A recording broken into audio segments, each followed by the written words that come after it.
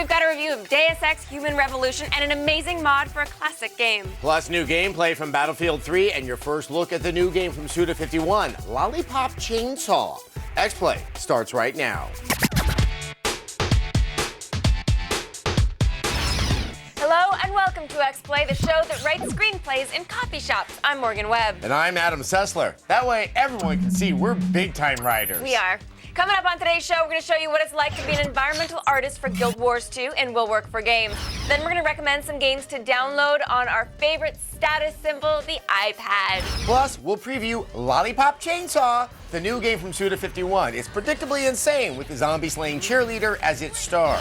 And later, an epic edition of Mod This. We'll show you how an old space sim like Freespace 2 can be brought into modern times with just a few patches. But first, it is time to say goodbye to our summer interns. Their tears grease the wheels of the X-Play production machine. Please welcome interns Allie, Amy, and Kristen, I don't know, I never actually figured it out. Okay. They're going to be leaving us to go back to college. Ooh, college with I all know. the learning and stuff. So, but here, what valuable things have you learned from your time on X-Play? I still hate sports All right, you've had games. enough camera time. Get That's off. good. Yeah. Okay.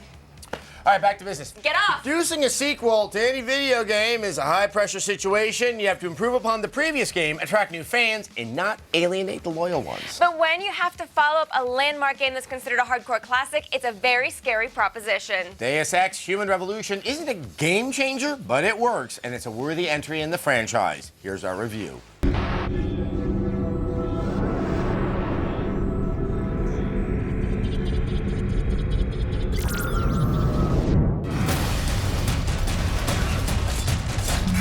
Deus Ex Human Revolution welcomes you to a future where technology outraces ethics, money controls those with power, and you can never keep up with your email. You start this Neo-Detroit tale as the head of security for one of the world's leading and most controversial biomedical firm. Not 10 minutes in and the company gets attacked, your girl gets killed, and you get filled with hot lead. Yes, Mondays still exist in the future. With a few augmentations, you're back on the streets looking for clues to the attack. For as many interesting characters, wonderful places, and all the fun people you get to shoot, the ending never lives up to the rest of the story.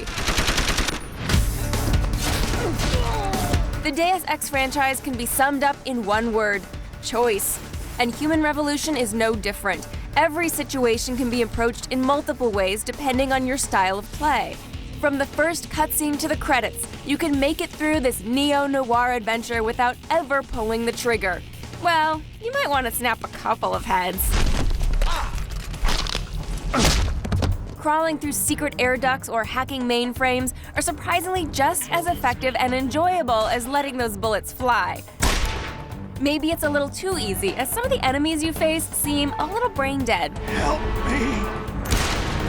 You can augment just about everything from your hacking skills to your ability to pull the trigger. But the deadliest weapon you may be able to modify is your mouth. How about you give me some information? Picking up the conversation upgrade gives you an edge on your verbal sparring partner and often opens new doors you would have to sneak around. The door's unlocked. I'll tell the guys to let you through. Deus Ex Human Revolution combines the world of stealth and action into a world that draws you in with both intriguing characters and a deep story. Well, almost. What do you mean, almost? Despite some shortcomings, Human Revolution takes you on an amazing trip, even if the destination is less than fantastic. That's why we're giving it a 4 out of 5.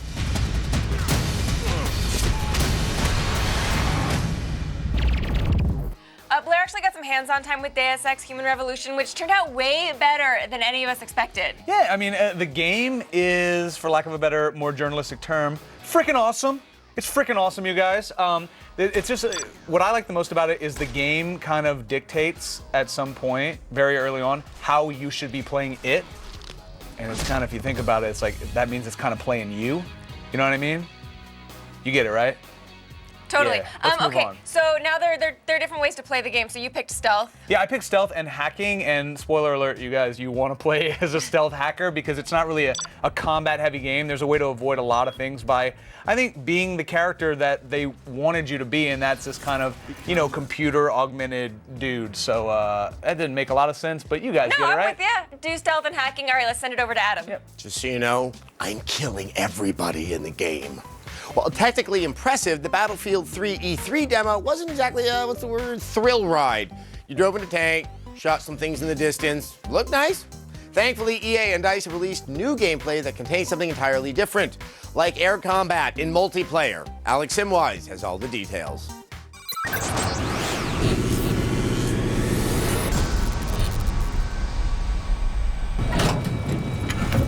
All Anvil victors commencing charge. On my mark. 3, 2, 1, mark.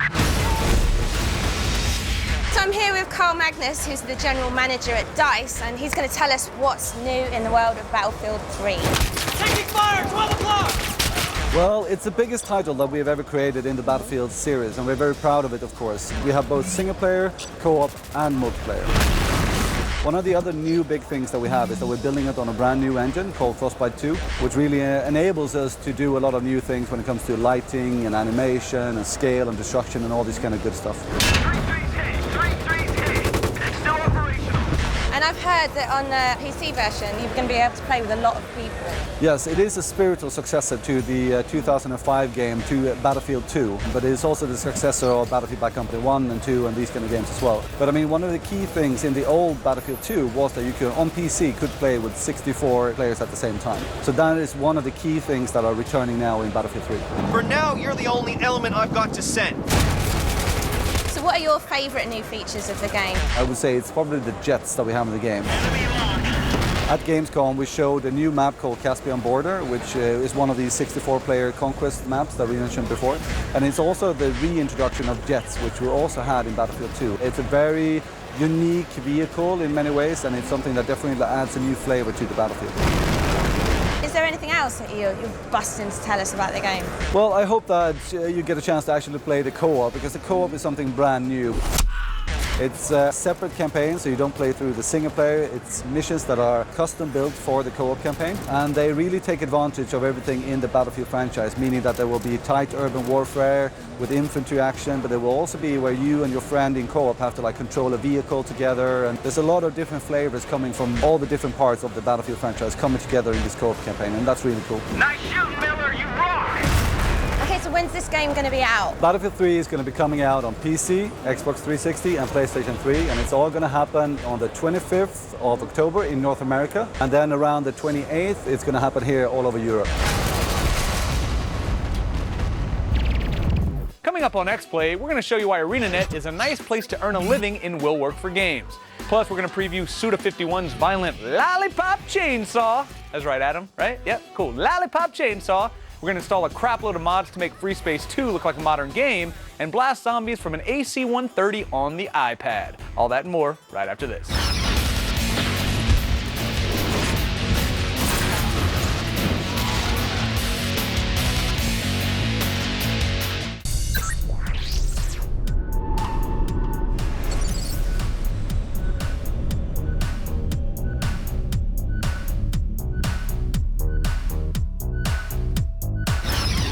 Here's a fun fact, that release radar is actually built on intern sweat and blood. Speaking of, intern Amy, get over here, high five! No, I don't high five interns, you guys are disgusting. Now listen, your time at X-Play is coming to a close, but that doesn't mean you get to slack off. So I need you to walk over there with your tiny little intern legs and clean the X-Play gun. Go ahead and do that. There you go right there. Yeah, that's good, that's real good. Keep looking down that barrel, that's smart. Now listen, I know it seems like X-Play is a fantastic place to work, but ArenaNet might have us beat. Not only are they working on the and that happened again, every semester. Now, I know ArenaNet is working on the MMO Guild Wars 2, but management actually listens to the ideas of people like environmental artists. Crazy, right? Yeah, you're gonna see what I mean in this edition of Will Work for Games. So much blood.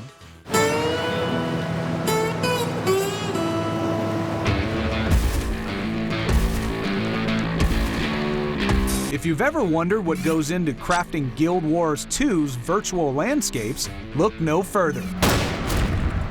we took some time with one of ArenaNet's finest to talk about the ins and outs of being an environment artist. My name is Tirza Bauer, and I'm an environment artist. So what does an environment artist do exactly? An environment artist is, well, an artist that works on everything that's around the character. So things like cities, trees, castles, plants, anything that you see that's not character or creature based is environment art. Sounds straightforward enough, but modifying terrain and placing these objects requires some pretty impressive tools. In order to build a prop, we use 3D programs like Maya. When I'm using that, we have a terrain mesh that we can modify. We can paint on the terrain mesh, make it grass or stone or rock. With a world as big as Guild Wars 2, you can bet she's worked on plenty of zones, which makes us wonder, what are her favorites? I'm proud of the Norn starting area. I was born in Alaska. I just love the snow. I love the big cold mountains and the really high elevation changes. Everything from there I just love. Aside from creating environments, working with designers is a big part of the job as well. Usually we have an early meeting with the designers because we have to be in constant communication with other designers to figure out how these areas are going to work and the flow in the actual games. That's Wilderness, right? Yeah. It's not all work and no play, though. I had an idea once for an event where you get turned into a pig and you have to go sniff out truffles, and that was in one of my maps. If this sounds like a dream job to you, you must be wondering how to get started. I went to Digipen Institute of Technology for 2 years. After that, it was about a year before I got my job here. My best advice for people who want to become an environment artist is definitely go out, take pictures, explore, and you can see just amazing things out there for reference, and just start trying to emulate those. And then once you have those emulated, say with traditional art or even 3D, start making it more fantastical, see what your imagination can do, and just keep trying. In other words, stay persistent and let that imagination fly. If we cleaned the X-Blade gun more often, accidents like this wouldn't happen. It's or true. maybe they happen more, and it'd be kind of cool and exciting. All right, coming up after the break, we're going to preview the game that brings zombie mayhem to high school, Lollipop Chainsaw. Plus, iPad games that are worth a buy, and an epic mod for a classic space sim. We'll be right back.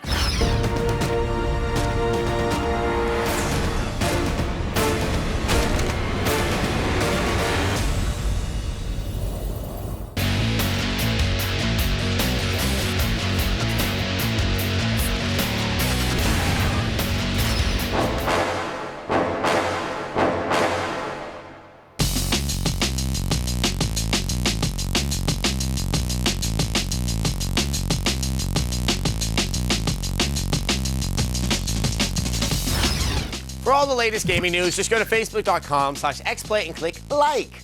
Now, before I throw to this Lollipop Chainsaw piece, I need to take care of something. Intern Kristen, now. Okay, you're almost done here. But I have one more thing for you to do. You got to go over there, climb that ladder. You got to change the light bulb over the X-Play snake pit. Do I have to? You want me to tell your advisor you're an incompetent nincompoop? Go. Come on, they're just asps. Think about Cleopatra. Ugh. All right, if you ever want to see hearts and girliness explode from zombies, Lollipop Chainsaw is... Really, it's just like music. That is the game for you. Here's a preview. More.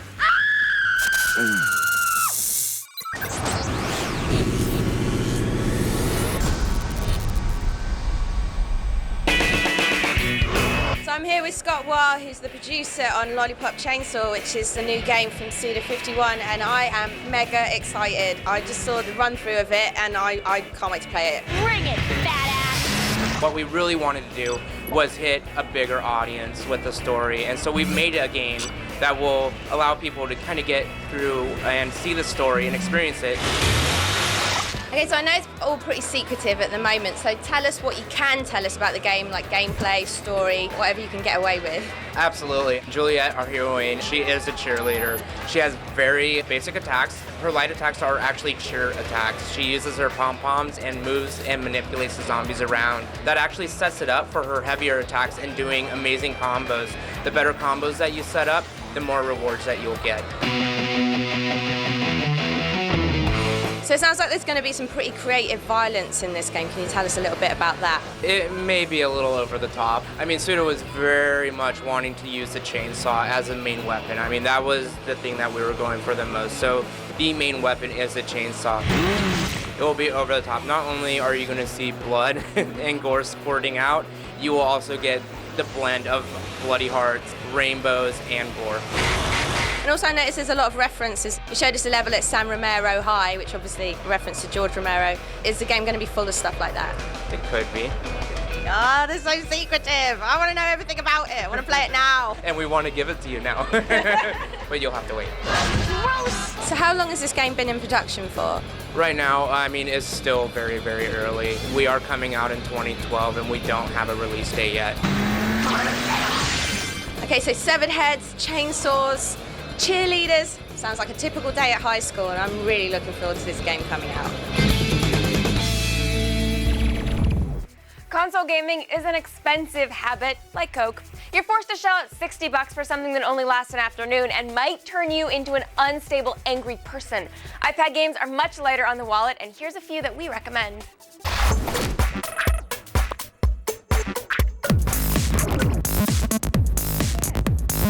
Today we have two great games for the iPad that will test your brain. One will try to stretch your noodle with puzzles, and the other will try to devour it with a horde of zombies. Zombie Gunship straps you into a fully armed AC-130 as you try to clear a way for the remaining remnant of human society while keeping your base safe. Kill too many humans or let the undead overrun the base, and it's game over, man. Game over. You're doing more harm than good. For those of you looking for less blood and more mental stimulation, Puzzle Agent serves up a couple of choice challenges with a side of humor. Those snowmobiles sure are a bumpy ride, eh? Yeah. When something goes awry in the Eraser Factory, it's up to Nelson Tethers, Puzzle Agent, to brave the frozen wastelands of Minnesota and crack the case through an assortment of puzzles. Brain's always thinking about puzzles. And there you have it. Two great games for the iPad you don't have to smash a pig in order to enjoy. Nice shooting. All right, coming up after the break, we're going to show you how to mod the PC classic Freespace 2, and maybe we'll send one more intern to an early grave.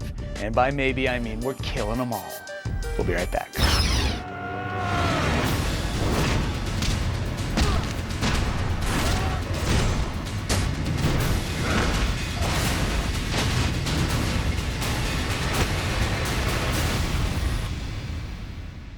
The most trusted video game website on the internet. Think about it, kids. The internet is a scary place. That's why you should come here.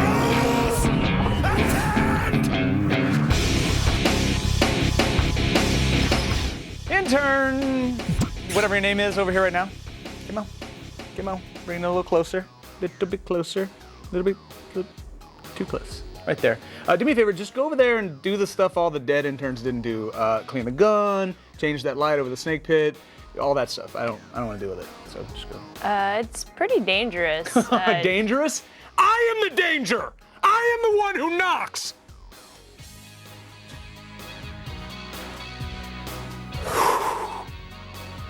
We've covered plenty of mods on the show, but probably nothing as ambitious as the work done to Freespace 2. The game launched 12 years ago and is obviously showing some signs of age. Because that's what happens, ladies. So get a good man now.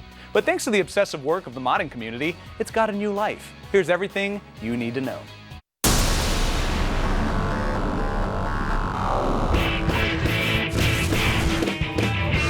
Freespace 2, from the distant year of 1999, is looked at as one of the best, if not the best, space combat simulations of all time. Bandit on your tail. Can still be had over at the website GOG.com. You'd think that Freespace 2 would be left in the past, a relic like Freddie Prinze Jr. or Blockbuster. But the world had other plans. What the hell is going on here? In 2002, Volition, the people behind Freespace 2, released the source code to the world, and then the mod started coming, quickly and furiously. Which led to the Freespace 2 open source project and the Freespace open installer, which of course led to a beautiful version of the old game. Acknowledge, leader. You see, The installer automatically installs all the best and brightest of the mods into a Freespace 2 folder. Once the mods are activated, Freespace 2 is brought into a whole new world, a new fantastic point of view. Everything about the grand old game is upgraded, or modified if you will. Target acquired. It looks better. There's more voices. Destroy those fighters. So, why are we bringing this up? Well, picking up one of the best space games of all time at a cheap price is a good thing. If Freespace 2 was one of your faves back then, come on back and revisit an old friend with a great facelift. You need to buy us more time, pilots. And for those that have never heard of or played the game, why not check in with Freespace 2? Let's mod Freespace 2 together and keep the genre alive. Let's finish the job. Mod what? Mod this, my friends. Mod this.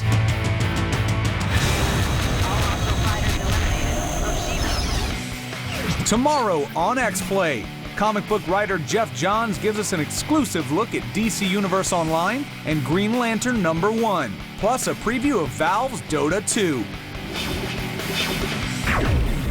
Well, that's it for today's show, yet there still is an aura of disappointment as we have one intern left alive. I know. The gun is clean and the snake pit is well lit.